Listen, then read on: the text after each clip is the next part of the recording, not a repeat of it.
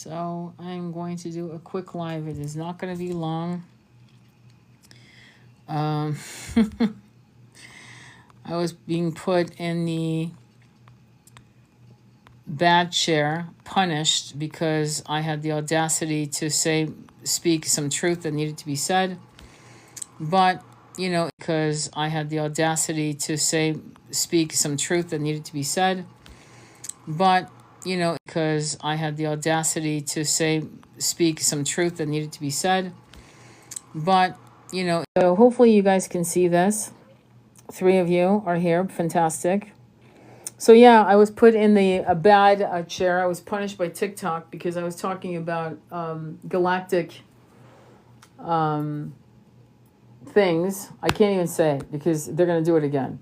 So what I'm going to say to you is I'm looking to put together apparently Spotify has changed their ways of doing podcasts. So I'm getting my podcast on Apple. I'm going to get that set up. And once I do, I'll announce it. And then I can just go, I can just roll. I can just do what I want to do, speak the way I want to do. Think of me as a female Joe Rogan because it's about to get real once I get into that. And it's about to get real because this is about spiritual fuckery and making sure that twins do not win.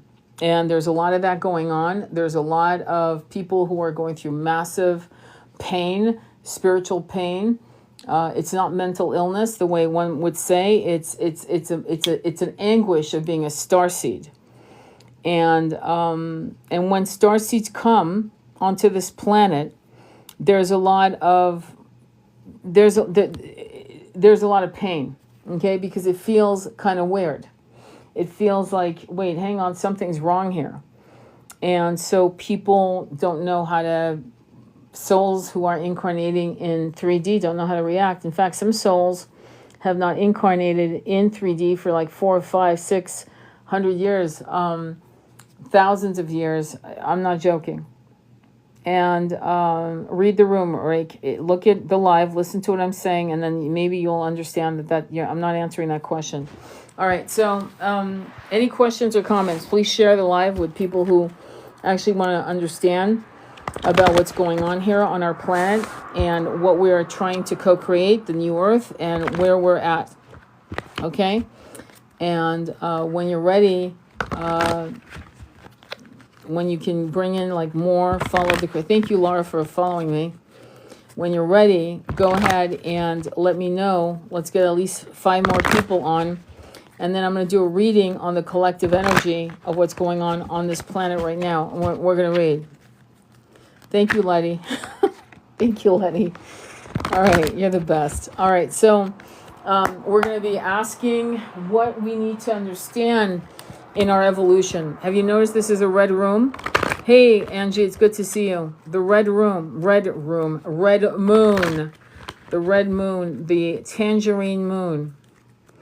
Let's go and look at what is up for you guys. And when you're ready, I'm going to, let's try to get like 5 more people. So please try to share the live so we can get at least 5 people. Because if I'm going to do a reading, I hate when I have to repeat myself. I don't. So, but if you can get more people by sharing the live, that'd be great. All right. I have to be careful as to what I'm going to say because I was put in the naughty box for a week, which was bullshit. It was talking about misinformation. I'm not here to misinform you on the Galactic Council, the importance of twin flames, the importance of twin rays, the 1%, and how that's all interplaying itself. There is a spiritual battle. We know it. We feel it. Some of my clients are feeling attacked. Are you for real? Okay, hang on. Let me just do this. I'm sorry. I don't have time. Bear with me, okay? All right, that's it. So, yeah, like I said, I just blocked them. I don't have time. They're blocked. We're done. I want people to understand what I'm saying, and it's not about is he cheating, okay, or is she cheating. All right, guys, let me go ahead and throw the cards. Thank you for the new people. Let's go ahead and do it. Thank you for sharing the live. Let's go. What's going on with the collective? Left. The Empress. Empress is number 3. It represents the Libra and Taurus energy. It's a person who basically is, it's an energy of abundance, of beauty, of fertility, of everything you can imagine. And the Empress never chases. Crossing the reading is the Tower. The Tower is a collapse, but it doesn't want to collapse. It's almost like saying, look, I know that you want a new beginning. And I'm saying this because here comes the Fool. And the Fool is a brand new cycle, meaning it's the brand new year. It's not spring going into summer. It's 2024 going into 2025, a brand new cycle, right? That's what it means, literally. And so there's no need for a Tower moment because it looks like you're letting go of shit. Recent past 4 of Cups means there's an opportunity that's been ignored.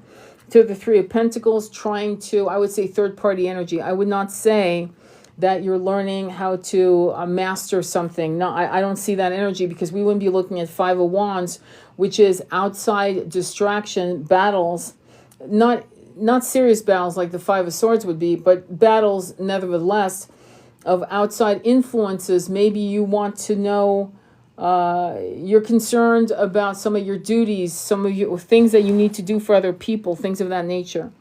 So you've got 5 of Wands to the Empress. Empress energy is a kick-ass energy. To the Tower sideways, crossing the energy is there's no collapse. It wants to collapse, but it doesn't look like, and it could go either way. It could collapse, or if it's upside down, it means all the shit's over. It's calm waters upon you.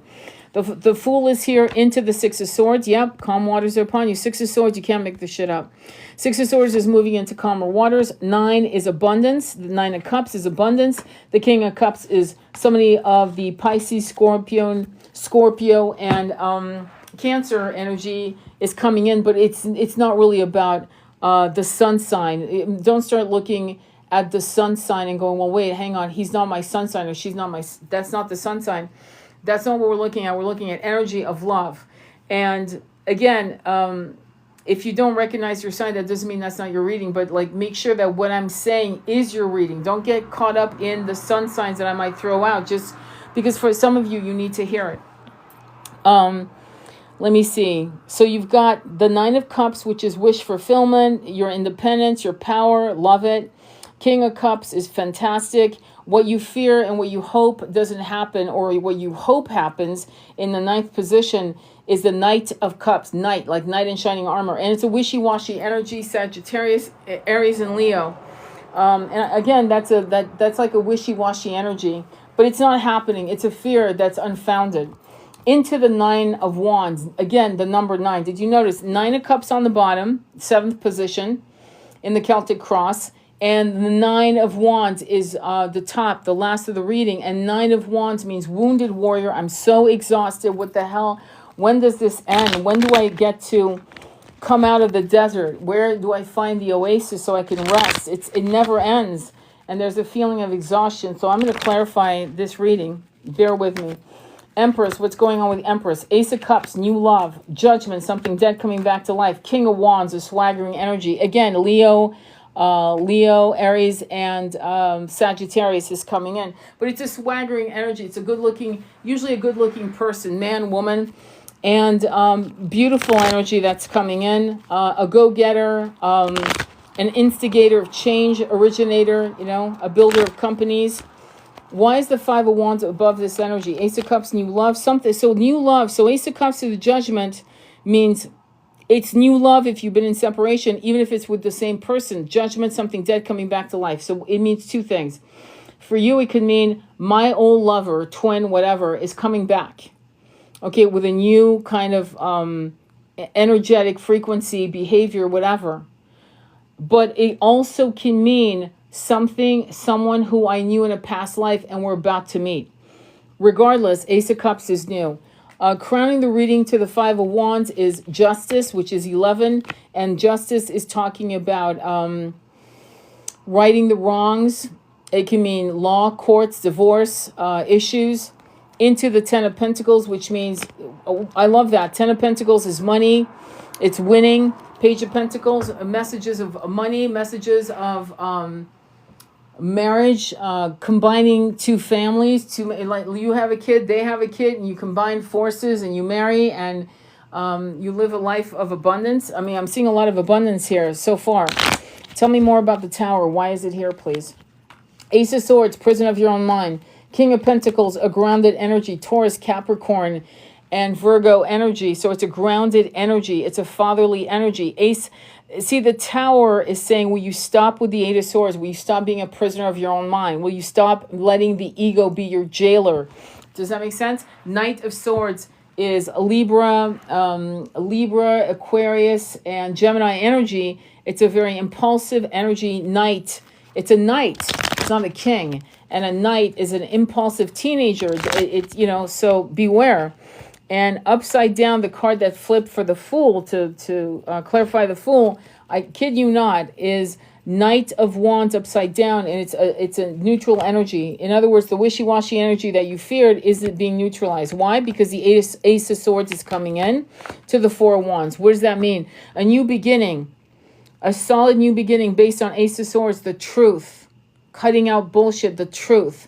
Into Four of Wands, 11-11, you're on the right track.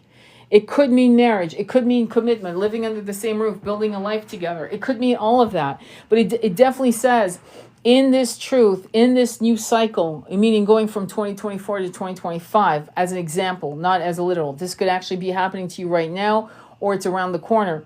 Here comes the truth that sets you free to actually co-create 11-11, the marriage card, right? The card that we all love. And 11-11, Four of Wands, is that card, one of those cards, including what's crowning the reading, which is 10 of Pentacles on the side note. Ace of Cups. I'm loving the reading so far. Tell me why the Six of Swords is here. The Fool, again, a new cycle. Hierophant, number 5, into the Knight of Pentacles. I'm loving this reading. So let me slow down. Six of Swords, moving into calmer waters. It also can mean traveling. The Fool is coming back again, saying brand new cycle. Hierophant. Now, Hierophant means tradition. It means marriage. It also means, it's also one of the cards connected to Taurus energy, but it usually means at the highest spiritual level. It also means doing things traditionally, but I shy away from that word. I would say doing things that align with you. Why would I say that? Which would make you feel empowered. Because next to it is the Nine of Pentacles. And the Nine of Pentacles is represented by a woman holding a hawk on her fist. She's got all this money. She's like Eleanor, Aquitaine, Cleopatra. She doesn't need anyone. He doesn't need anyone, if you want to change genders. And she's fine. She's fine in herself. She takes her, in other words, she doesn't need to be with her twin. She desires it, or he desires it. She's not codependent. But it's almost like, I don't need you, but I need you. In other words, it's like having a good meal. You don't really need a good meal. You just need nourishment to keep going, right? But the nectar of a twin is the nectar of a good meal, the nectar of a nice vacation, a good massage. And you don't really need it, but boy, does it add value to the nectar of living. And so that essentially, that's what it means. Thank you. Love it. Thank you, Polly. Love it. Thank you. And let's go right into Nine of Cups. Nine of Cups. So we got the Nine of Pentacles, Nine of Cups, King of Swords. It's, again, it's a cold energy. It could be law. The Lovers is 6, a choice to the Seven of Swords. That's a concern. There's a betrayal. Somebody is lying about how they feel. I'm not going to say cheating, because I would have to see some other things to say cheating. I would say a choice is being brought upon a person. What is the Seven of Swords, please? Four of Swords, healing. Eight of Swords, prison of your own mind. The Tower. Some shit's about to go down. For you to want something new, right, you need to let go of something old. So if you are too analytical, if you're thinking and thinking and thinking, if that's what you're doing, or your twin or whatever, what's going to happen is it's going to create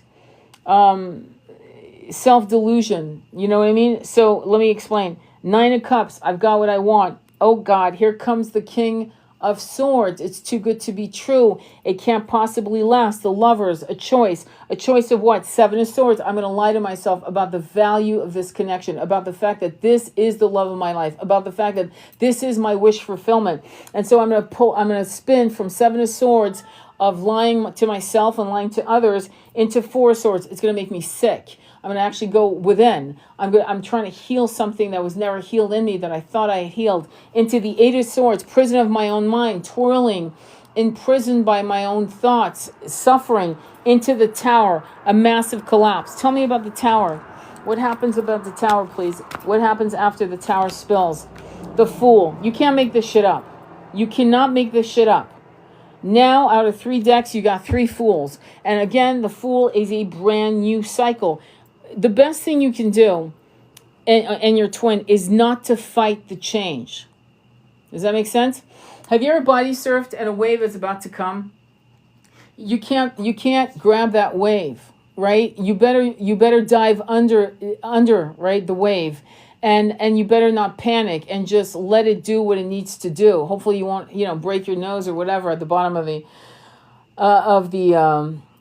sand. The sand, there's sometimes underneath there's rock, there's sand, and you forget where is up, where is down. I don't know if you've ever body surfed or surfed, but if you've ever done either of those, you know that the best thing you can do is just dive under the wave. Don't try to fucking grab it. It's too late now, and let go. So what they're saying is, instead of holding on, instead of lying to yourself, instead of spinning in your mind, instead of gaslighting yourself, instead of all of that, you need to totally make the choice. What is the choice? Well, if you choose the monkey mind over the sovereignty of your heart, of the heart, if you do not meditate, if you do not connect to source, if you do not trust what source is saying, there will be a tower.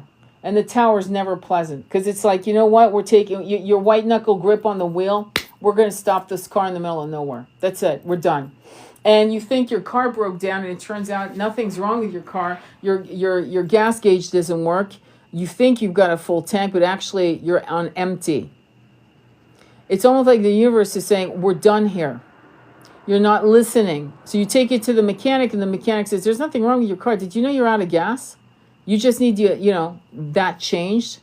And you're like, and if you're smart, you'll go, oh shit, they really are communicating with me. They really are talking to me. They really are trying to tell me something.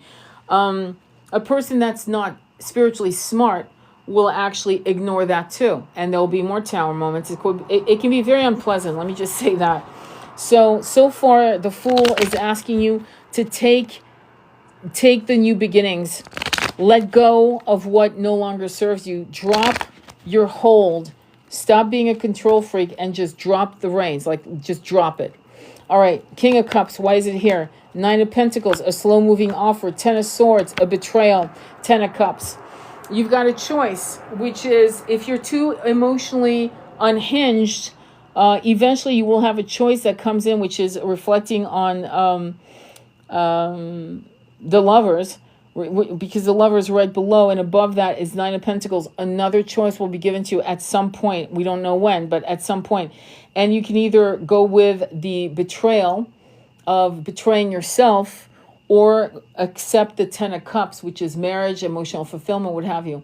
When you make a choice to leave a marriage, or when you make a choice to choose something, and there are other people who are telling you not to choose that something, what's going to happen is that, guess what? You're going to hurt someone. Someone is, when you choose to end a situation, okay, whether it's you or your person, and one of you is with somebody else, right? Because you've been holding on because you're afraid of being alone. What's going to happen is that no matter what you choose, somebody's going to get hurt. That's just common sense.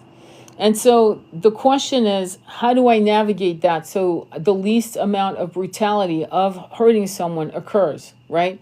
But at the same breath, it could be that you're holding on to your fears over your heart. And what I find when I do readings for twin flames, when there's a third party, and there damn near always is, sometimes, not always, but I'd say 50% of the time, I think that's a good number to throw out here. The other party, what you guys call, he's married to a karmic. Well, guess what? We're all karmics on the side note, but sometimes the karmic, what you would call a karmic, is actually a soulmate, their soulmate. And if it's their soulmate, that means it's your soulmate, because you're from the same soul tribe. That's why you're twin flames, on the side note. So, there are soul contracts afoot here. Marriages with expiration dates, things of that nature. I totally support marriages. That makes sense. But when people stay married for the kids, or it's cheaper to keep her, and they're toxic as hell, then yeah, I don't believe in that at all. I don't believe that it doesn't show any integrity. It shows that you're afraid to leave something because you're afraid to be alone. Never leave a marriage for your twin. Always leave something for yourself. Never your twin. If you leave for your twin, you will be massively disappointed, because something will trigger something where your twin will run, and then here you are now divorced, and you're like, what the fuck?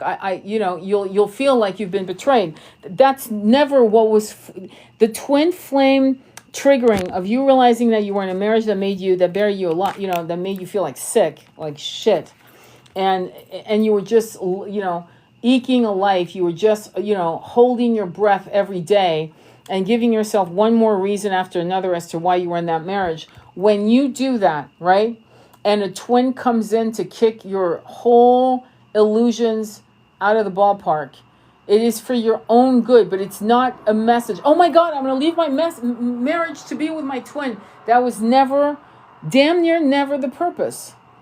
Never the purpose. The purpose was to let you know this marriage sucks. With or without your twin, it sucks. That's what it was there to tell you.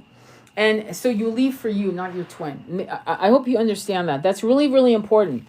Okay, so the King of Cups is a volatile energy. Why am I saying that? Because I'm seeing all the cards below it. I'm seeing the Ten of Swords, and I'm seeing that there's a choice, and something will come to fruition where a choice will be done. And the Ten of Swords is a betrayal of the self or to someone else. And then what is the win? The win is the Ten of Cups. Is that correct?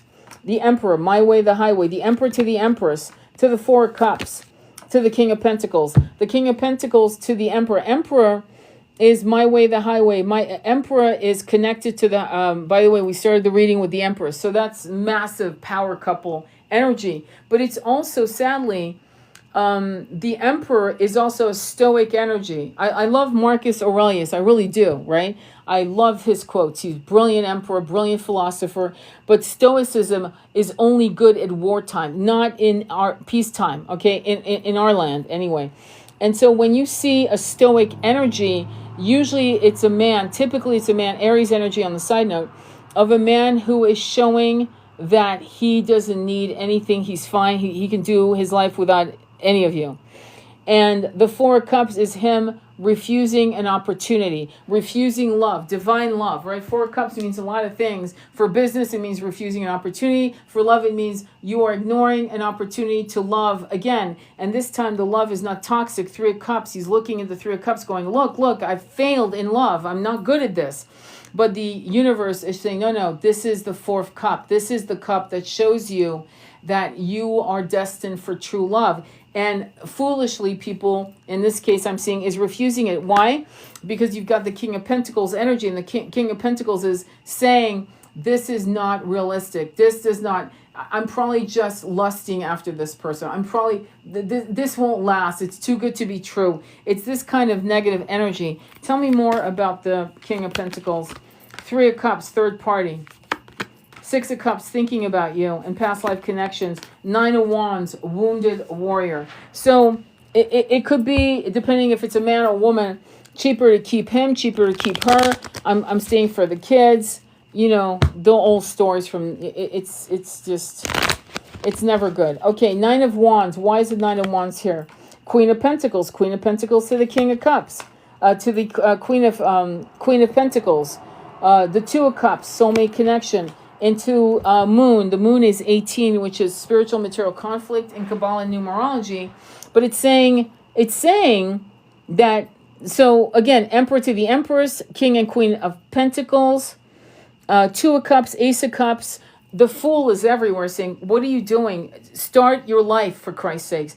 And the universe is like trying to show you this connection is real. And unfortunately, I'm going to say that the sacred, wounded, broken masculine is denying the connection. Masculine can be in women as well. Even if they're heterosexual, they can play out the masculine role on the side note. So it's got to do with more It's not a gender thing. It's not a sexual thing. It's an energy frequency thing. And some women are in their masculine energy, though they are heterosexual, for example. And so this is what I'm seeing. I'm seeing a woman, and I am seeing, in this case, a woman that is stoic, that says, I don't need you. I don't need you. No shit, Sherlock. None of us need each other. We can actually pretty much do it ourselves. We did it before I knew you were alive, and I probably, so it's not like we don't know this is true. But when twin flames get together and twin rains come into union, the level of power is unprecedented and mind-blowing to watch. Mind-blowing to watch or to be a part of. Okay? And this is something that people have to understand. The massive power of manifesting the impossible is known in the twin collective. We know this to be true. We have been able to marshal things, to manifest things that the average muggle, the average human being, would look at you and say, yeah, that'll never happen. And watch two twin flames or twin rays get together. They don't even have to have the same plan, but as long as they're together, they walk together, and one twin says, I want a house, or I want us to live in Portugal, or I want to close this $500,000 deal. The other twin might not be involved in it in any way, but the fact that they walk together in frequency, boom, there it comes. I swear to God. And I've seen it again and again in my own life with my twin and with clients. This is known. Okay, so any questions that are related to this reading? Thank you, Zaylee. Any questions? Okay. All right, cool. Any questions? Okay, so we're seeing this reading is definitely for a twin flame couple. If this resonates, it's probably for you. Don't make it fit. If the shoe doesn't fit, please don't make it fit. I don't want you to suffer, okay? I really don't. But rapid manifestation, yes, exactly. That's 100%. Yes, exactly. I still don't know how I got my house. I mean, I did everything, but don't get me wrong. It was after seeing some of my finances from last year, I'm like, how the fuck did we pull this off? Like, I still don't even understand, okay? Just so you know. And it's union. It's like having a moldavite crystal and a kunzite crystal in the same room, something like that. It's like the power is. You gotta live it to believe it. That's all I gotta say. Okay. So, any questions on that? Okay. So the question I want to ask is, how are we doing on our ascension? Okay. I'm going to ask this question because if we're not doing well in our ascension, this will impact your ability to be in union with your twin. I'm not kidding. There's some things I cannot say because every time I say it, they pull the rug from under my feet, meaning TikTok. So I'm going to try to keep it neutral, but not so neutral. I can't go woohoo with you. And that's why I'm looking to do, podcast. Okay. Very, very soon. I got to set it up with my son. So I can really fucking just talk like think of me as a spiritual high priestess, Joe Rogan, a chick that's like Joe Rogan. And I'm complimenting myself. I'm realizing that because I'm no way near the brilliance of Joe Rogan, no way near. But I'm hoping that some of the things I'll share with you will blow your mind into other levels of awakening, because we need to have these dialogues. We need to understand the brass tacks of why twin flames and twin rays are so important to the ascension, and why the 1% is making sure that shit doesn't happen with a lot of weird shit. And I can't lay it out. I tried last time and they pulled the rug. Okay, just saying. I would love to listen to your podcast. Thank you, my love. That's awesome. All right. Yes, Hazel. Supernatural abundance. It's amazing. I can testify. Exactly. Thank you very much for testifying. I really love that. Thank you, Hazel. Okay, so let's go. So we're going to ask, how are we doing our ascension individually? Okay, this is for you. Jen Star, thank you so much. And if you can, share the live. Share the live if you can, because we need to understand what's going on with the twin flame and twin ray collective. All right, so the question we're asking, I need you to put your tinfoil hats on, my friends. Let's do it. Let's fucking own it. Tinfoil hats on. Clicking our heels, our ruby slippers, and let's go right into why and how is the ascension going. How is the ascension going? And when you're ready, go ahead and tell me to stop, or better yet, pick right, left, or middle, and majority wins. Let me see, okay? Right, left, or middle. I want you involved. Right, left, or middle. Majority wins. Majority wins. Right, left, or middle. Pick.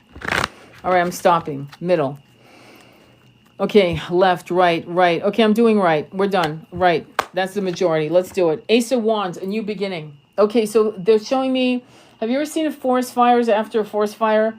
Like a year later, you'll see all these charred branches everywhere, but then you'll see out of nowhere, you'll see like green shoots coming out of a tree that's charred. You thought the tree was gone, but it's not. Okay, like that. So Ace of Wands is creativity, power. It's a phallic symbol.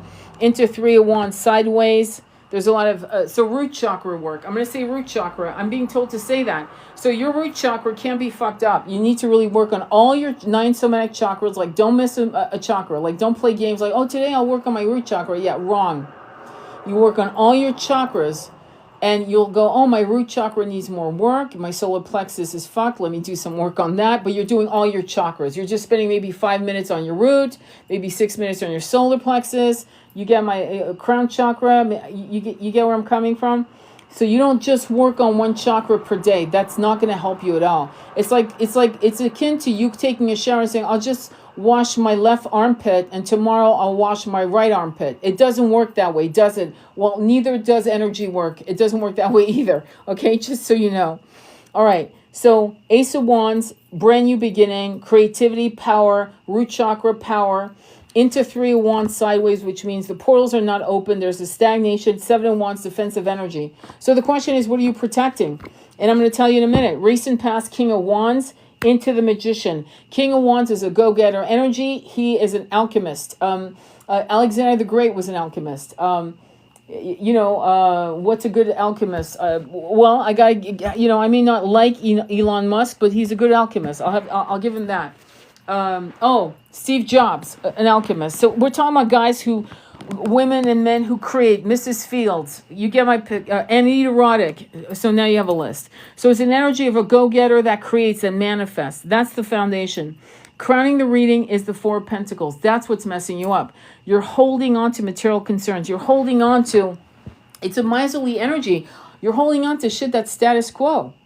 And it's asking you, why are you doing that? But the Ace of Wands is saying, let's do it. Three of Wands is saying, we can't go forward because you're holding on to stupid shit. 7 of Wands is you're defending it with your life. 2 of Cups is partnership with your higher, with your soul. You need to partner with your ego and your soul. Your ego is a servant to your soul, but all of us can attest to the fact that the monkey mind, aka the ego, false ego, is out of control in our heads. So when it's out of control in our heads, it becomes a bully in our head, a bully, like bullying us.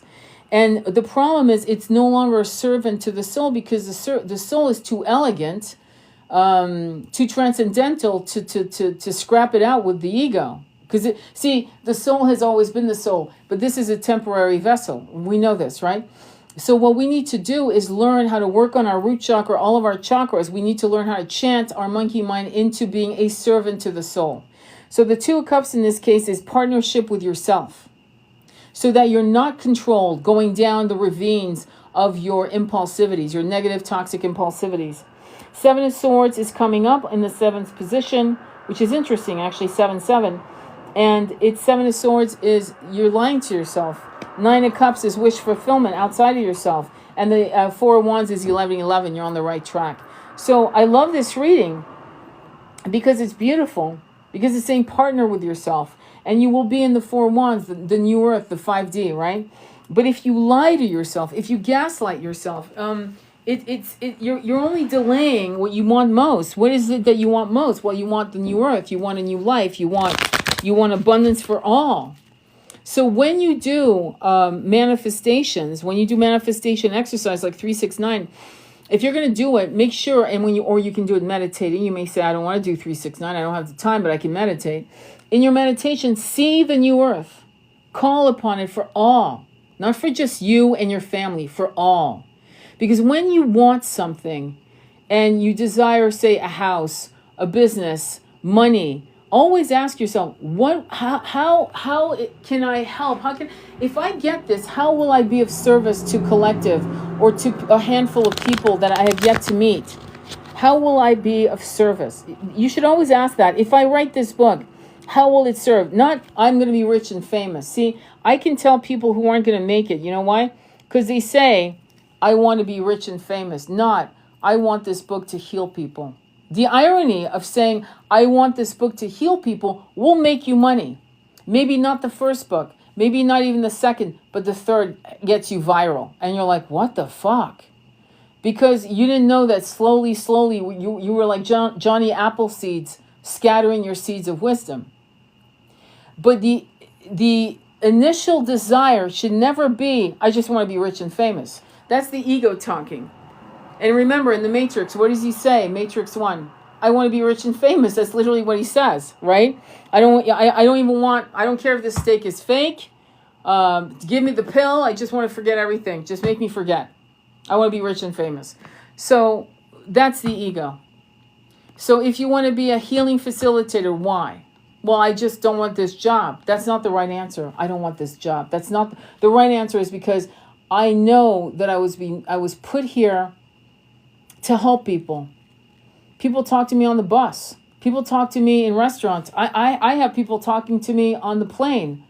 So I want to be a healing facilitator because I know I could do work if I could just focus on just that and earn just enough, just what I'm making now at my job. But if I could do that instead, I would be able to heal a lot more people. I would help them heal themselves. And see, that's the right approach. Not, I don't want this job anymore. Wrong approach. And you won't go far if you do. You won't. Thank you. To help humanity. Right on. Exactly. So I'm going to clarify the Four of Pentacles. Tell me why the Four of Pentacles is here. Hierophant. Traditional values. So how does that work? Traditional values. Well, you've got the Hierophant, traditional values, to the Queen of Pentacles, and the Knight of Pentacles is also sitting next to her. Their backs are to each other. And the Queen of Pentacles is a motherly energy, very grounded, financially wise. The Knight of Pentacles is a slow-moving energy of something that's going to be fantastic, that's going to come slowly. But what it shows me is that there's an imbalance of power. Because the Knight is 19 years old, right? Let's say he's 19 years old. And the Queen is Pentacles is 30. There's an imbalance of power. And it doesn't mean that this is about another person. I'm giving you analogies right now. Just because, remember, this is about your ascension. This is not about someone else. So when you're looking at the Four of Pentacles to the Hierophant, traditional values, grounded energy, it means that you might be locked and loaded by old religious dogmatic belief systems. Why me? Am I ready? Well, I'm still not healed. I'm not healed. Okay, you're not healed. Well, welcome. Well, no, I don't think I'm ready to start this because I'm not healed. Have you heard of Chiron, the wounded healer? Wounded healer, really? Yes. Every great healer has been wounded. It takes wounds to sit in sacred circles with a woman or with a man and say, for real, I've been there, and look at them dead in the eyes and match them in step and watch them collapse. And you being there, and they know you're not yes, you've been there. Maybe not the exact story, but you've been there. So the sad part about the human experience is that we have to experience trauma to help those with trauma. You can understand how that works, right? Because Marie Antoinette had never understood never eating. She never missed a meal, not even to fast. So when she said, and she never said it, but let's just use that term, and you know where I'm going, let them eat cake, when she said that, it was from a place of ignorance, innocence, naivete. She wasn't actually evil. She was kind of a bimbo, beautiful bimbo, but she was a bimbo because she had never been in the trenches of life. What is that? It means she never saw her kids starve to, you know what? She never saw the abuses she never saw people who couldn't afford shoes and walked barefoot on cobblestones or passed away from something that could have been easily healed had they been in a clean environment, sterile environment with the right doctors or midwives. Does that make sense? So in this ascension, the problem with the ascension for some of you, not all of you, but for some of you, and this will ring true, is that you're holding on to dogmatic beliefs. Not just I'm not ready, let's just say that, but also you're what you were raised to believe you are. Right? So that means it could be a religious belief system compounded with your own ability to understand your value. Maybe you were a scapegoat or a golden child or both. That would also infringe on your ability to break away from those loops of self-worth and questioning yourself. So that's part of it, right? Any questions? Let me clarify the Seven of Swords. I'm going to jump. Let's go right to Seven of Swords. Ace of Pentacles. So Seven of Swords is saying stop lying to yourself. Ace of Pentacles, a new beginning. Three of Cups, celebration. Celebrate.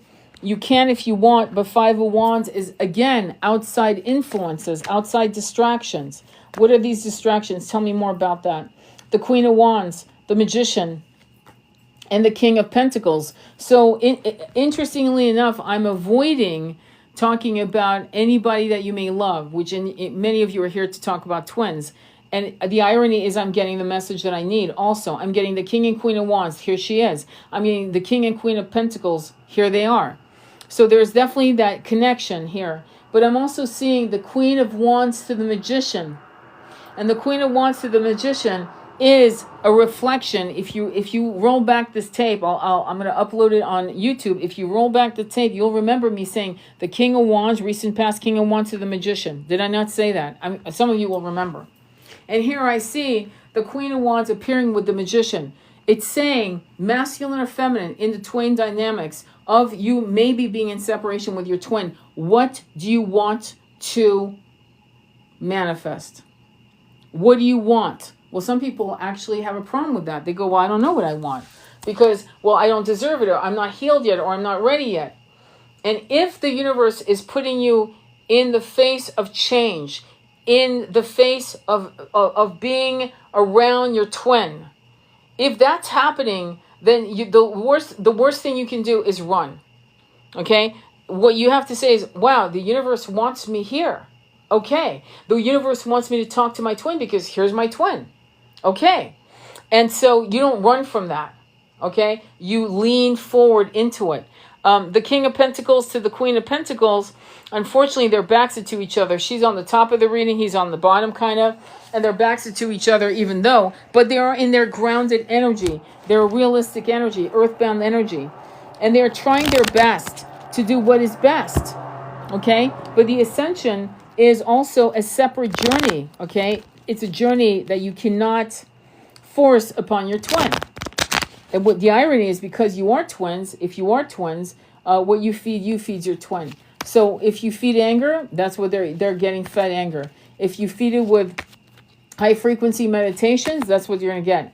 Four of Wands, why is that here? The Tower is collapsing to the Four of Wands, to the Six of Swords. You can't make this shit up. It's brilliant. The reading's fucking spectacular. So what they're saying is Four of Wands, 11-11. Is that what you want? And you're like, some of you are going to fuck this up. I'm just going to tell you honestly, because of your egos or your twin's ego. So here comes the Tower. Why? Why are we saying that? Because Four of Pentacles is still looming. Your ideas of what is realistic. And so the old idea of what a twin flame or twin ray connection is about to collapse. Why? Because it's not helping you right now. Because you have this Ken and Barbie image of it, and it's not healthy, and it's not going to help you. Does that make sense? And I've lost 4 people on that. You know why? Because they don't want to hear that. They want the Ken and Barbie story.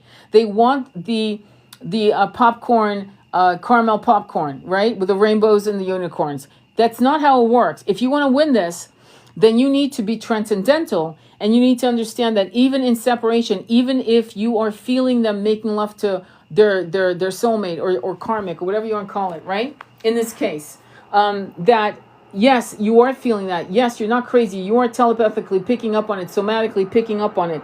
But then you have to understand that you've always had incarnations, and quite often you weren't even there when they incarnate on planet Earth and vice versa. And you've had children with other men, women. You've done all that. So you need to transcend that and not let jealousy erode you, and not let your ideas of how it should be erode your transcendental soul's wisdom. And so because some of you are holding on these dogmatic belief systems based on how you were raised in this incarnation, and you're not reaching out on your past incarnations to get various forms of wisdoms that you've forgotten due to the amnesia of these 3D incarnations, the tower comes. And the tower comes, boom, to the Four of Wands. A new Four of Wands, a new foundation is poured, a foundation that is cleared of all the dogma from this incarnation that is fucking you guys up. And what happens next? Six of Swords, moving into calm waters. It's an incredible reading. Really clear, concise. There's really your egos, and by the way, when I say you, I don't mean you personally, because it probably isn't you, but whoever you are that's listening, it could be you. It most likely is you. And you have to ask yourself, what dogma am I holding on to? What beliefs am I holding on to that is actually preventing my ascension, which is preventing my ability to go into union, permanent union, not union for the weekend, union for the month, union for the 6 months, and then silence and ghosting. No, I'm talking about union, real union, where you're going from twin flame dynamic to twin ray. You're graduating into the kindergarten level, preschool level of twin ray, right? And it's very fragile. But here you are. You're in permanent union, and now it's happening. It's because you've got to let go of stuff. You've got to let go. And that's why we have 144,000 twin flames at any given time, because what happens is people break up, people pass away, people just decide, I'm done, I'm not doing. I've had people who should know better saying, I'm done with this journey. Done with, well, good luck. Good luck. Because what happens with being done with the journey is that unless the universe agrees with you being done with this journey, if it's your ego deciding that you're done with this journey and you're like coming from a place of anger and rage, then you're going to be put on ice for a while. Does that make? It's not punishment. It's like you realizing that I need a break, and the break will be given to you. And the sad part is the break could be 3 years, it could be 10 years. I'm not joking, but if you walk away from it going, I have a soul contract with someone else, I can't. That's a different reason. Totally different reason. But if it comes out of anger and an egoic, like, fuck this, then yeah, it's never a good idea, because the universe put you, your soul contract with your twin, all of you got involved and said, okay, we're all going to incarnate, right? Yep, this time we're all going to be together. Okay, cool. And you go in and there's stuff to unravel. There's karmic stuff to unravel. They gave me an analogy that I think is really, hopefully, a way for you to understand. It's not just stuff to unravel with your twin. I hope you understand that. It's stuff to unravel with yourself, your own shadows. That goes for the masculine and feminine, by the way. And what I mean by that is, imagine you're swimming. You're swimming in the ocean and there's tons of seaweed. And foolishly, your ankle gets caught and tangled in seaweed. Now, if you're a good swimmer and you're smart and you don't panic, you're going to go, oh, wait, my ankle is caught by seaweed. Okay. So what are you going to do? You're going to take a deep breath and go and deep dive into the entanglement of your emotions. Ocean is emotions, right? And you're going to deep dive in, and you're going to look with your eyes wide open underwater. It's salty, it's stingy. And there's all this, seaweed, and you're going to unravel your ankle out of the seaweed, and you're going to pop back up to the surface and carefully swim away from that area filled with these emotional entanglements into clear water. But to get to the clear water, you have to, you got to understand, you can't panic or you'll drown, nor can you avoid it, right? You could just kick it away and just keep swimming and paddling in that area, and you will be grabbed again. And essentially that's what happens when we don't want to look at our own shadows and make peace with our shadows and realize some of the qualities that we have in our shadows. What is one of our shadows? Anger. Anger has incredible purpose.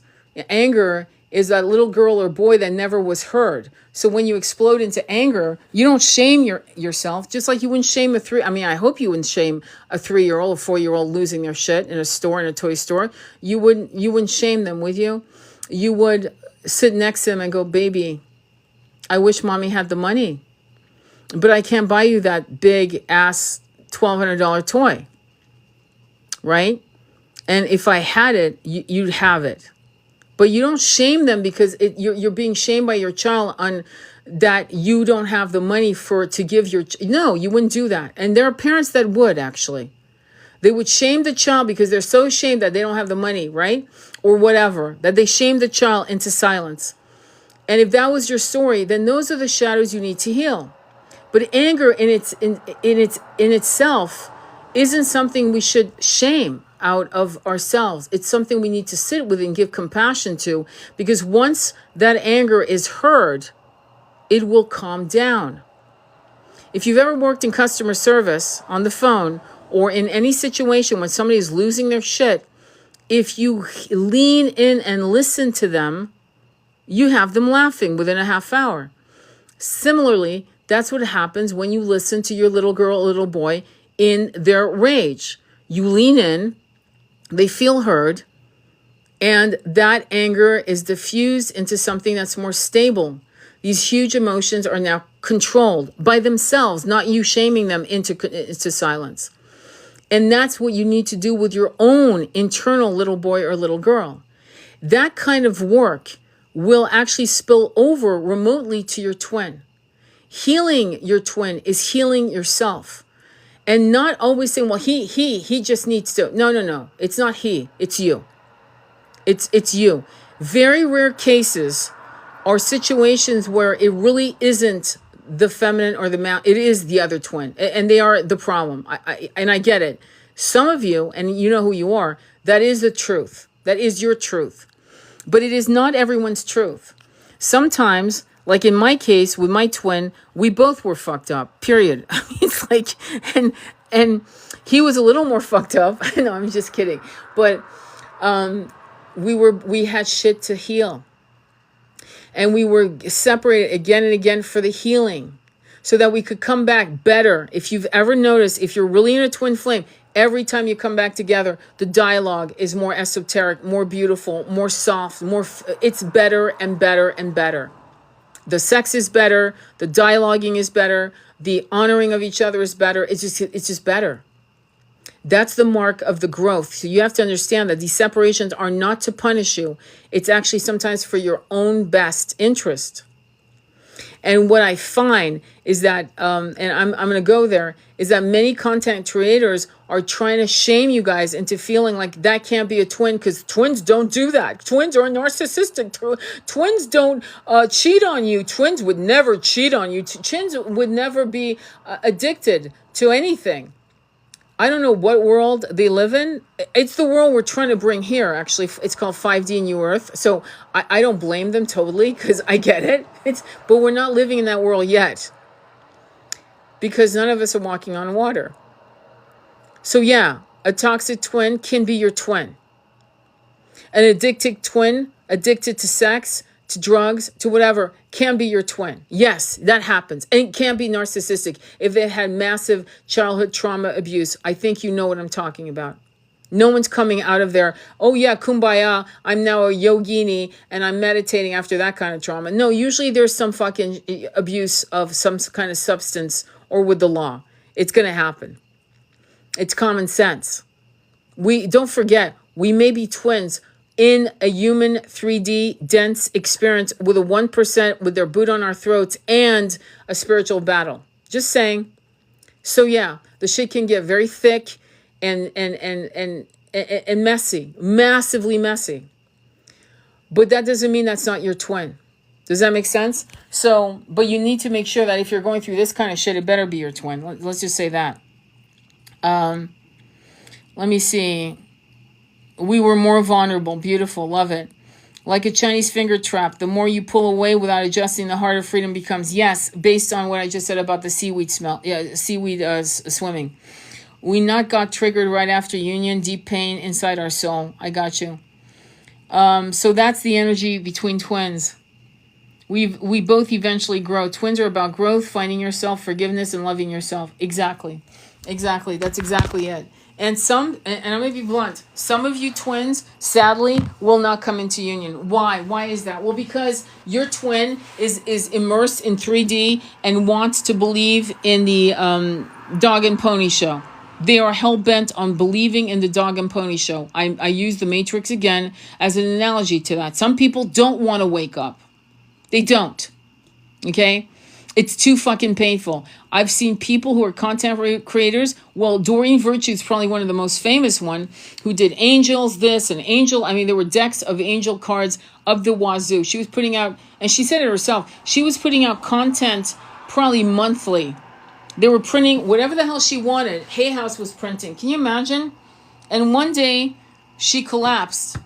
And there are a couple influencers where that happened, and they went back, like one of them, her name is Julie Aubière, and she was massively doing medicines and plant medicines in Costa Rica, and she went to France and then became a Catholic. It was like, wait, what just hang on, it's a shock. Okay, so Doreen Virtue, the same thing. And there are lesser known content creators, way lesser known, who get attacked spiritually and freak out going, oh my God, I'm going back to Jesus. And I would say to them, if you go back to Yeshua, you got my vote. But if you're going back to the old dogmatic shit, yeah, you don't have my vote. Like, where are you going? Where are you going? You want to talk about Yeshua and Mary Mac? We got you. I'm here. I'm your Huckleberry. But if you're going back to the old dogmatic shit, then we have whichever religion, okay? I'm bringing up the one that's, most spoken of in the Western world, okay?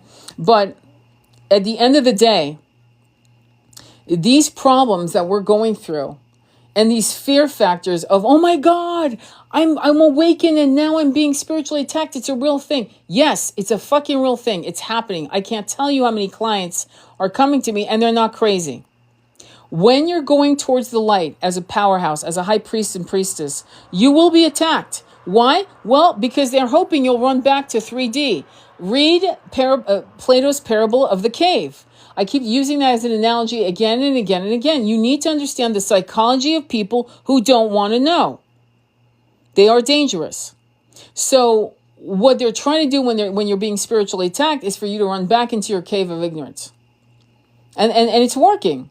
Because I'll see people going, oh, I was doing this and that. Well, if you're doing voodoo and if you're doing spells and love spells, yeah, shit's going to get really ugly fast because even the universe won't accept that.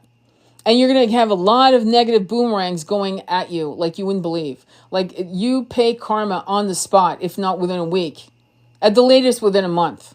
Okay. When you play with these energies, you do not want to do that. And so many of them are toggling between some of the things I talk about, right? Which you're hearing, right? And they're playing with darker magic. Does that make sense? So it's almost like they're not really understanding that the choices they're making are not to their highest good, right? You have to make a decision. You're either going to walk in the light, you're going to be a light bringer, and that's it. But you're not going to play with voodoo tata bullshit. You're not, right? And if you do the both, then confusion ensues and you've opened portals to really weird negative energies. I have to talk about that because it's a real thing. I don't want you, if you guys think this shit doesn't work and it's all, made up or it doesn't exist, there are way too many people who are talking about how energies work. If you've ever had a Ouija board, I haven't brought that up in a long time. If you've ever played with a Ouija board, and it's funny how most of us played, our first time we played with a Ouija board, I keep getting the number when we were 14. Many of us were 14. And I can tell you that the shit that happened on that Ouija board when I was 14 in summer camp, I think there were like 30 girls in a room. I'm not joking. We levitated our hands over that thing, asked a question, and that thing there's no way, none of us were touching it. Our fingers were levitating above it. We weren't touching it. That thing flew off the board, and it was like the way people were crawling over each other to get the fuck out of that room was hysterically funny and scary. All of our hearts were beating fast. I can tell you, I never played with a Ouija board ever again. because something, it could have been a very nice energy for all I know. I don't really fucking know. It could have been an energy that was mischievous and wanted to, just fuck with us. Either way, the message for me was a one-time message. It was like, don't touch that fucking thing ever again. And I never did. I walk in the light. Thank you. We got back in touch last year. I missed him so much. Yep, me and my twin flame, we know each other since we were kids. Been out of touch for 7 years. So my point to that is when you play walking in the light with darker negative energies, right? I think you know what I mean by voodoo tata, right? Then you're going to be in massive shit, okay? So why do it? What's the point? What's your end goal? Is your end goal to be in 5-6D ascension, or is your end goal to sell spells to people for, you and your twin have a curse for $1,000. I can remove it. Oh, and you come back the fall. I'm almost there. I need another $500 to get the curse off you and your twin. It's very funny. But yet it's not, because there are people making a living doing that, and there's a lot more of them than there is of me, of people like Rachel, of people like Andromeda Flame. We are the minority, not the majority, not yet. And the reason why I do these lives is to try to put it in your mind that you need to open your mouth and start talking about your journey. That doesn't make you a twin flame expert. It makes you a twin flame expert for yourself. The other fuckery I'm starting to see is a lot of people are now suddenly thinking that they can tell other people who's a twin and who's not. That's dangerous. That you can't. That takes years and years of practice, years of seeing patterns, years of doing readings for a living, not for your friends. And that's something you have to, but you can help somebody who you think might be on a twin, you're not sure, and you're not here to tell people that unless you fucking know your shit. And you better be confident, because the karma you will incur by telling people who you have no business telling are twin flames. There was a client today, and I was like, fuck, I gotta tell her it's a twin flame. And there was a part of me that almost wanted to lie just to release her from it, but I had to explain to her it's a twin flame. But that doesn't mean that's it at all. And we talked about it. And I said, there's things you need to find more. There's more. Your soul contract with your twin is not done. There's more shit you need to learn from him and from you. And from you, meaning by just being in his presence, you'll learn a lot of shit's going to emerge out of you. And you have to see if he wants to win or if he wants to lose. If he wants to lose, it's a no for you. Okay? There are twins that you will not be in union. That's why 144,000 are constantly turning. The wheel is constantly turning. So as some of you are being spat out, okay, well, so this one passed, this one's running, this one's ghosting, a new set of twins will be brought into meeting, or twins will be brought back into union. That's why there's always 144,000 at any given time. That number never changes. You'll find that for me and Andromeda Flame and some of us, we see 144 constantly. It's ridiculous. Though my twin has passed, I still see his birthday twice, 3 times a day. It's insane. I don't drive anywhere. I see it on the clock. It's insane. I see it in a receipt. I get gas, and that's when you pump gas and you don't know when you're going to be done, you're like you're going to, let it ride until it stops because your tank is full. 12:23. You can't make this shit up. I took a walk. I'm going to tell you how twin markers are. I took a walk. I'm going to tell you my birthday. My life path. I was born in May 5. My life path is 5. He was born in 1947. His life path is 11. What's 4 plus is 7? It's 11. What's 23? It's 5, right? Okay. So, which is my life path. I'm walking in the middle of a country road. And what do I see on the pavement? I see right next to it, because I see other numbers, and I see only 3 other numbers, 60, 67, just to give you an idea. What do I see next to each other? 47 and 50, which our combined life path is 16, the tower. which was one of our issues in this incarnation, which in the end, if you transmute that to 7, becomes the journey. Does that make sense? So what I'm trying to tell you, okay, trying to be succinct here, is that what happens is that no matter if your twin passes like mine did, right, or not, the numbers continue. Why? Because in my case, my twin, because I don't gaslight myself, is communicating with me every day, has since the day he dropped his body, okay? Communicating with me every day, communicating with numbers. When I doubt for a minute, because I'm having the human experience, there comes the confirmation in a number, in something. I'm seeing 47 like you wouldn't believe, 1940, all over the place. So you see that. I also see not just his numbers, but also the life path, not so much. Mostly his number, our numbers,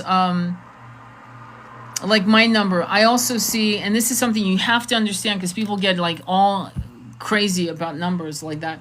Your significant tribe soul people's numbers will come up. For some reason, since my mother died, I see her number constantly. My son, who's with me, I see his the first 3 digits of his birthday constantly. The irony of ironies, though I was married to my high-level soulmate for over 27 years, 9, right? I never saw to this day his numbers. Not once. Never. So when I do a reading, those are the questions I'm asking. I'm asking, what numbers do you see? What's going on? What do you constantly see? And it's ironic because sometimes people don't even realize that the numbers, when you take it to a single digit, is their twin's life path. They didn't put it like 333. Oh yeah, I see 333 all the time. Oh, that's 9. Yeah, that's his life path. Do you realize that? Oh my God, yes. So it shows itself constantly. This one of the markers of twin flames that people aren't discussing.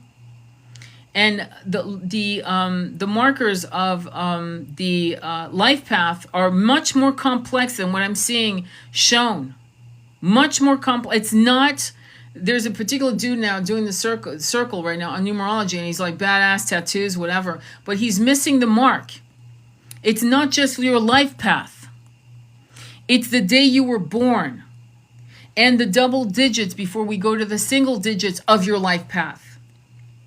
Okay, and it's a little more, and then you have to look at the life path of your twin, and and that's huge. So I'll give you an example. So I was born. I'm not going to tell you when I was born because but I was born, and boom, here's 23 and 32, right? Well, my twin was born on the 23rd of the month. That's 23. My name, my full name, maiden name is 23. You can't make this shit up. And it continues. Where he was born, the area code is 518, my birthday. So you got that. I just kind of spilled the beans on that. But the point is that this journey of twin flames will show itself to you in serendipitous ways, in synchronicities, in connections that you can't unexplain. And the problem with 3D people who are entrenched, even 4D, there are a lot of people who are supposedly spiritual, who say that the twin flame, twin ray is a new age bauble. It's a new age bullshit game. Well, it's not, because you've got Plato. I repeat myself in many of these lives, and I apologize to you who follow me, and I appreciate your patience. But this concept that this is new age is the biggest lie in the new age circus. And I'm going to call it that, a circus. Why? Because I refuse the word new age now. I'm actually very gently redirecting my clients to calling it ancient wisdom. Because many of us were twin flames before this planet was made. And many of us remember those past lives on other planet and other species. Yes, we are those people we've been waiting for, those sentient beings. We are the disclosure we've been waiting for. We are. That's the irony. We are. A book that's going to show you that in some aspect was written by a man. And again, this is one of my favorite books, probably one of the best. There's so many books, okay? And I have shelves and shelves of spiritual books in my Audible, on my library shelf. But one of them is, it was written, I think his books were written in thereabouts 2000. Michael Newton with Journey of Souls and Destiny of Souls. he was an atheist, and he fell into spirituality. Believe me, the man was like diehard atheist. And what was interesting at the time is he was saying that 30% of his clients saw past lives as on other planets, ascension beings on other planets. Well, guess what? When I do hypnotherapy sessions, because that's what his books are about, hypnotherapy and so forth, and on LBL, Lives Between Lives, I see 80% of my clients having past lives on other planets. It surfaces at some point in the hypnotherapy session. 80%. Why? Not because I'm so great, but because what's happened since he died in September of 2016 is that more people have awakened than ever before. So when he was doing it, people were still kind of edging into it, right? But now, 2017, and COVID was the final push for many of you to wake up. Like you were kind of waking up. You weren't kind of sure on reincarnation. But when COVID lockdown came, it's like all bets were fucking. You were like, fuck that. I'm sick of I need to know what the hell's going on. What planet do I live on? Who controls me and my life and the quality of life? And how do I better my life? And then many of you started reading the New Earth by Eckhart Tolle and so on and so forth, right? The Untethered Soul, and I mean, the list goes on, right? So what you have to understand is that this idea that we were invented in the last 200 years is the most toxic story told by anyone, by media. Vanity Fair did an article with this journalist, I use the term very loosely, who ended up on the show Twin Flame Universe, which was aired on Amazon. There's another one on Netflix. The point is this. Typically in real journalism, you will have the pros and cons. You will have why twin flames exist and why twin flames don't. That's good journalism. Typically, at least that's how I was raised. Maybe I'm crazy, right? And no other shows have shown the real twin flame, twin ray experience. None. Why is that, do you think? Why is it that they won't show real stories of real twins in union who aren't cultish or crazy or hustlers or whatever, grifters? Because when you meet a twin in union, when they truly are in union, there's a power that they can't allow to escape, because that power is like a domino effect.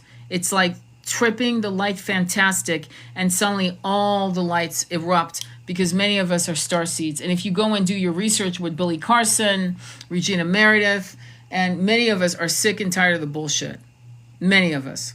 And we're starting to kick down doors with energetic work, with speaking our truth and the fucking truth.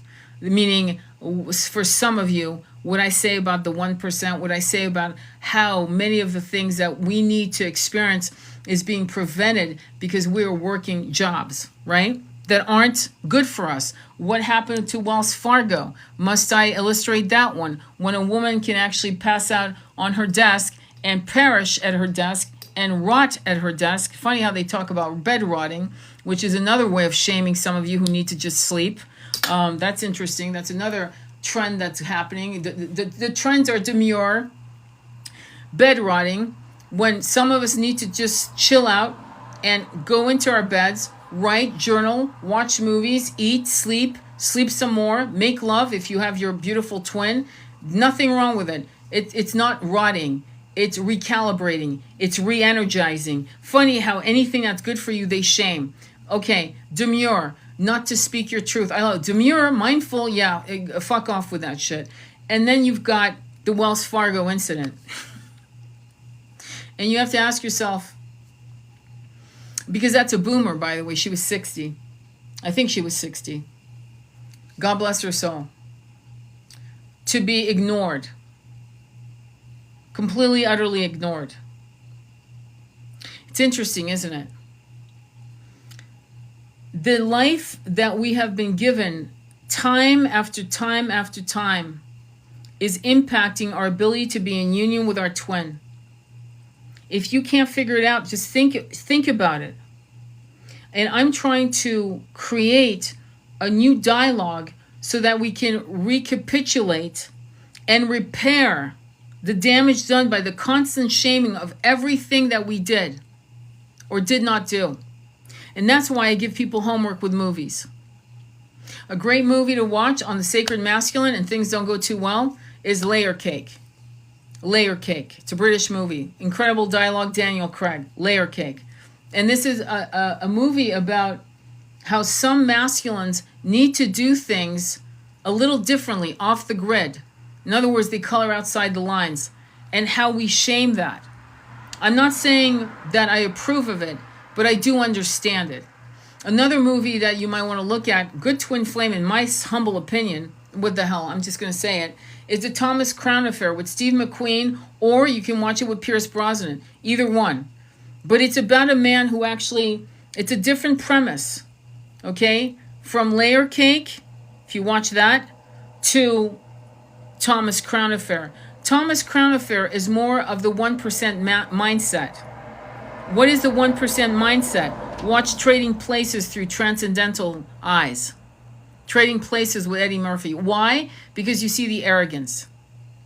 Okay? What is the arrogance? That sometimes it's just a game. It's just a game. Watch Margin Call. Margin Call. There are movies you can watch with transcendental eyes and go, we have been really fucked over. Rob Roy, Braveheart, Robin Hood. I can keep going on. And did you notice that in each movie, except for Margin Call, we have the feminine, the divine feminine, who most likely is a high-level soulmate at the minimum, or a twin flame at the maximum. When you start seeing these movies and go, wait, hang on, this is our human history. They have fucked with our root chakra for fucking centuries.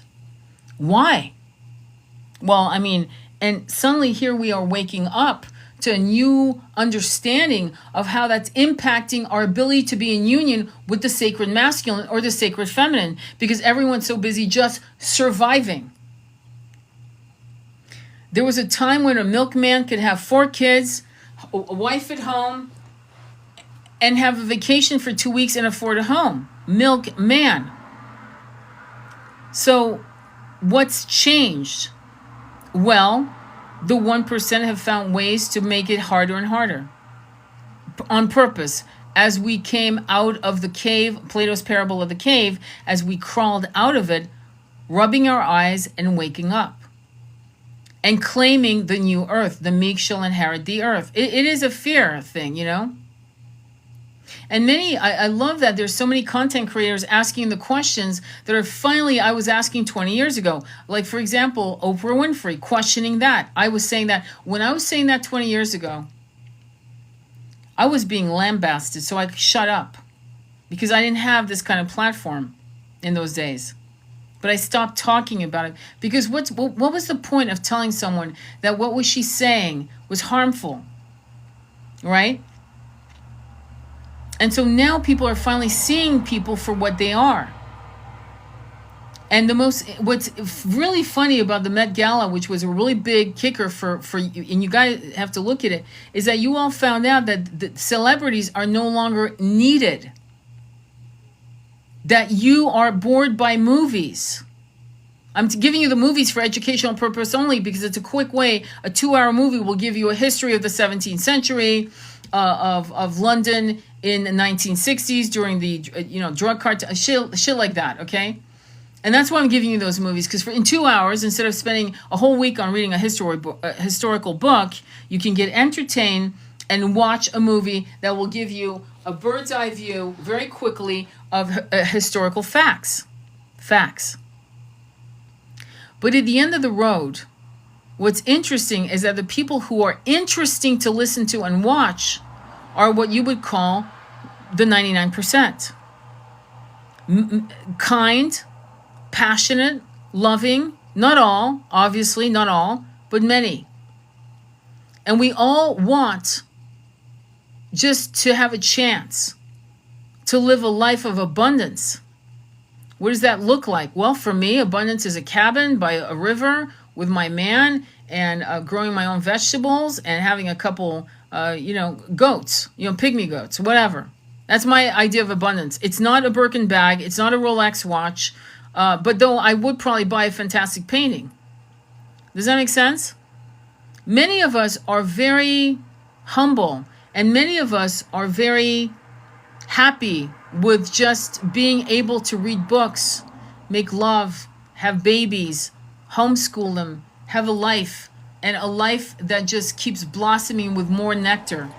And unfortunately, the truth is that we've actually normalized people living in vans, in cars. They're all, many of them are content creators talking about their van life. But let me ask you this. If they were clocking 150,000 a year, do you really think they'd be living in a van? No, I think they would be traveling in the van. But I think for many of them, they would say no. There is one woman who's a millionaire who actually lives a van life, but she's one in a million. It's like a needle in a haystack. The average person I've seen is doing it by necessity, not by choice. Because most of them will save a shitload of money after 3 years and buy land. So we need to kind of start supporting a new shift. I'm 60. I'm just beginning my life. What the fuck happened there? So unbelievable. Yes, I'm a truth bringer. Fantastic. They don't want us to go outside the matrix and connect to the universe. Exactly. Hell yeah, I worked in infection prevention of all things. What a joke.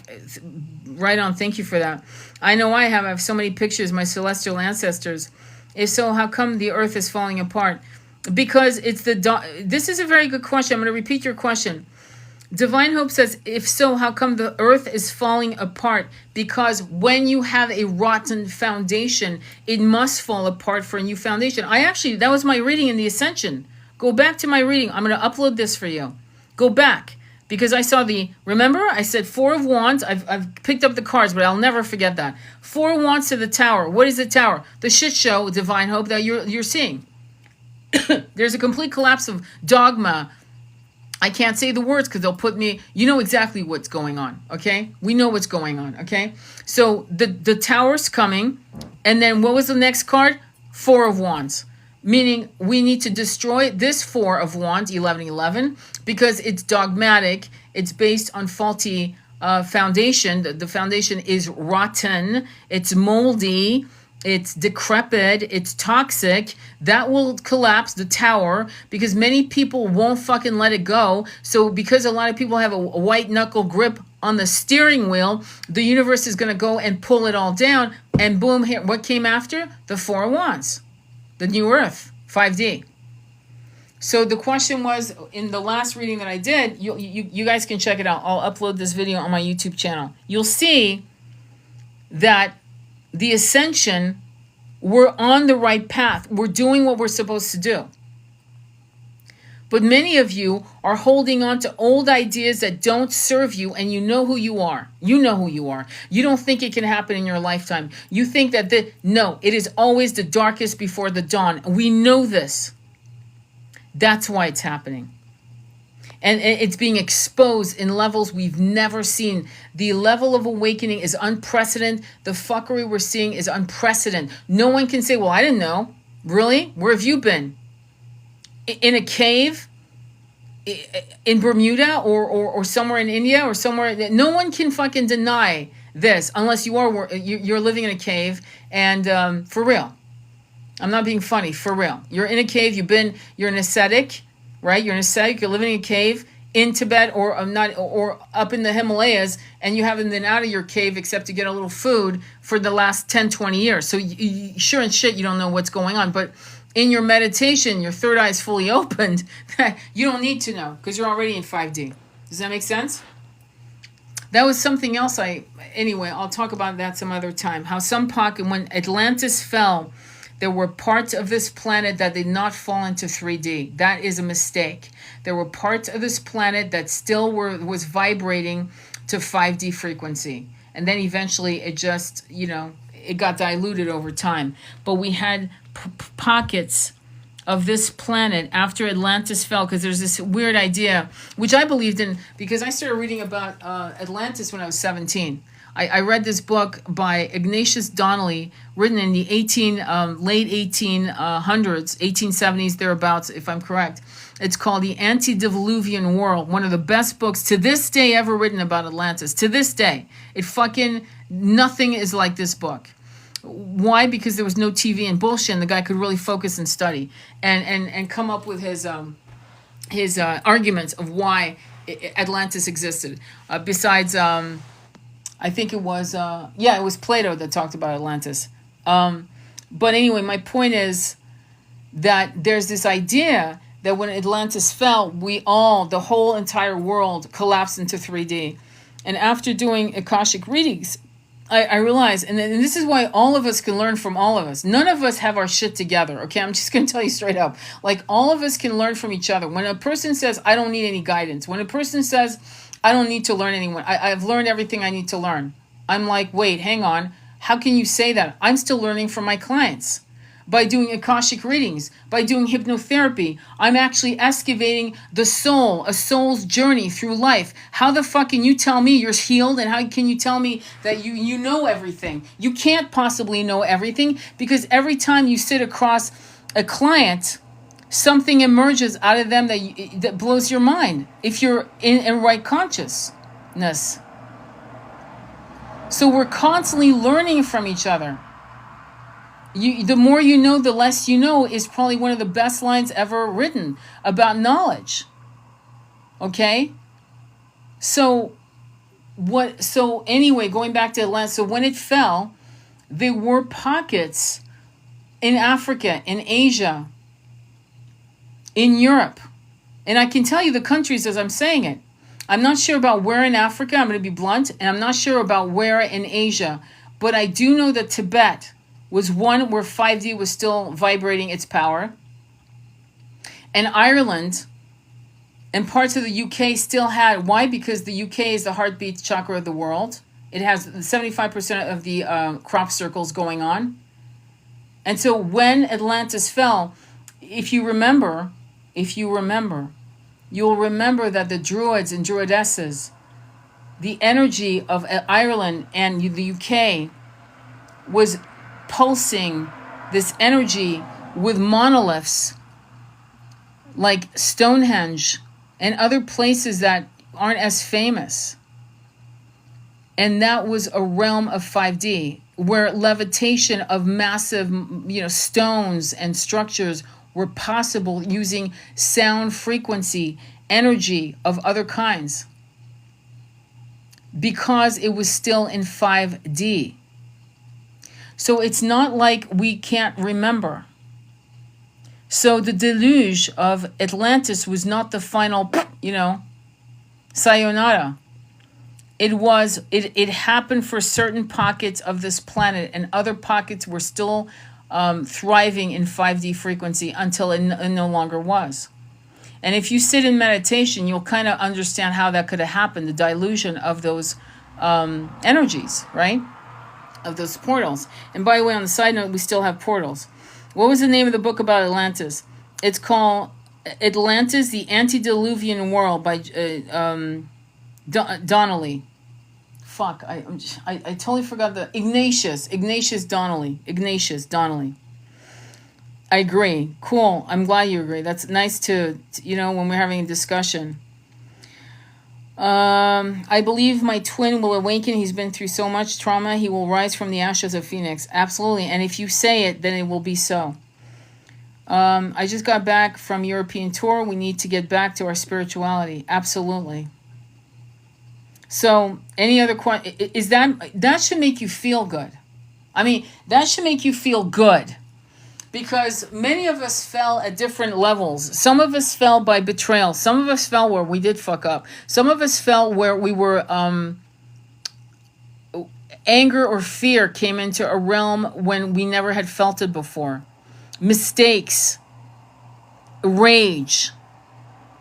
One of my clients, I did an Akashic reading for this beautiful woman today, and the way she fell was she was a Lemurian. The children of Mu. And as you know, the factions, there were factions in Atlantis that were just fucking warriors. They were barbaric, okay? Greedy.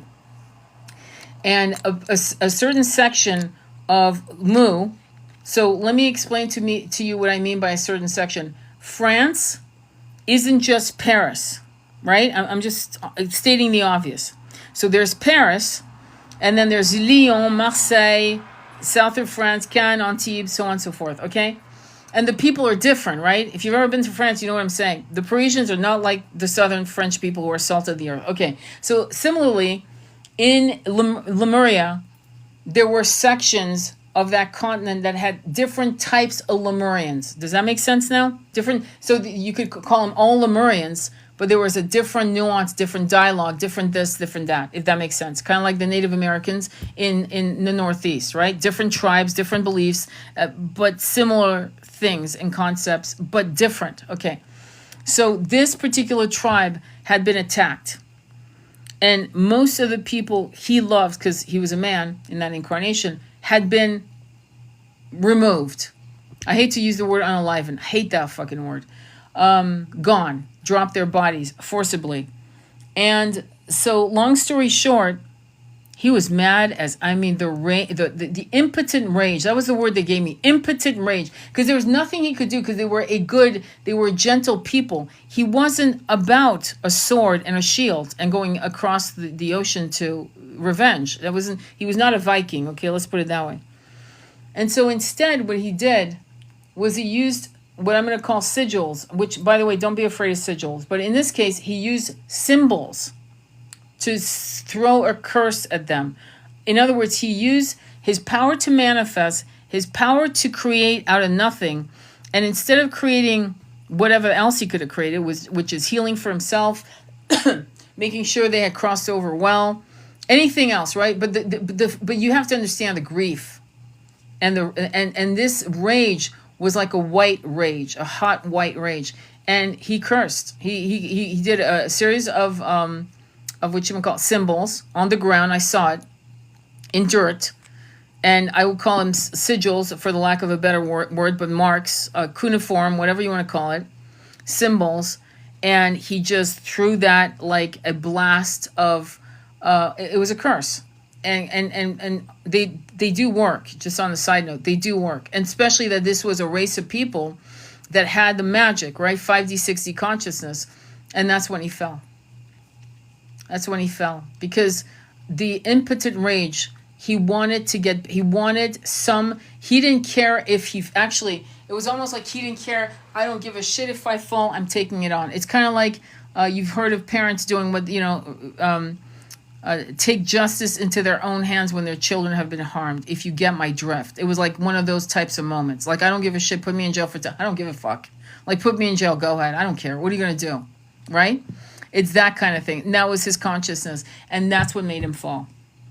So it wasn't wrong, in a sense. It wasn't evil. It didn't come from a place of maniacal evilness. It wasn't there does that make sense? And it was a moment that was a level of grief that was it was choking his throat chakra. It was so big that it wanted to burst out of his heart, but it couldn't because it was so huge. It was like, again, I'm trying to keep my words intact so that I don't get pulled on this live. But it was big. And, yeah, so any questions on that? Any questions? Any comments? Okay, so I'm going to let you guys go. I'm glad my twin lost his wife and only child. They visited me before I met my twin. I believe him. Good. That's beautiful. That's. I believe you too. Any other questions or comments? Thank you for that comment. Invite? No. Okay. Any questions? I'm going to let you go. I'm going to upload this live onto my YouTube channel. I want to thank you. And you're welcome. Thank you very much. Any other last words, last hurrahs before we go? Any last hurrahs? Okay, so I will try to get back on, but I'm really going to work on my podcast because I really want to speak unencumbered by, they're saying in French, les pièges, the traps of these little, this word's not okay, that word's okay, but not that word, and if you use that word, then we're going to pull. If I'm just sick of the bullshit. It's like I have things that I want to share with you, and I want to use my voice unencumbered, and it feels like, again, a muzzle in a way. So as soon as I have that together, you'll be able to see on my link tree And then I would love it if you guys just follow me there. In the interim, follow me on YouTube. It's on my link tree. You'll see the YouTube link. Or you can go on YouTube and type out Sacred Intimacy Tarot and you'll find me. It'll come up. Okay? All right, my love. Sending you much love on your journey. Namaste. Be well.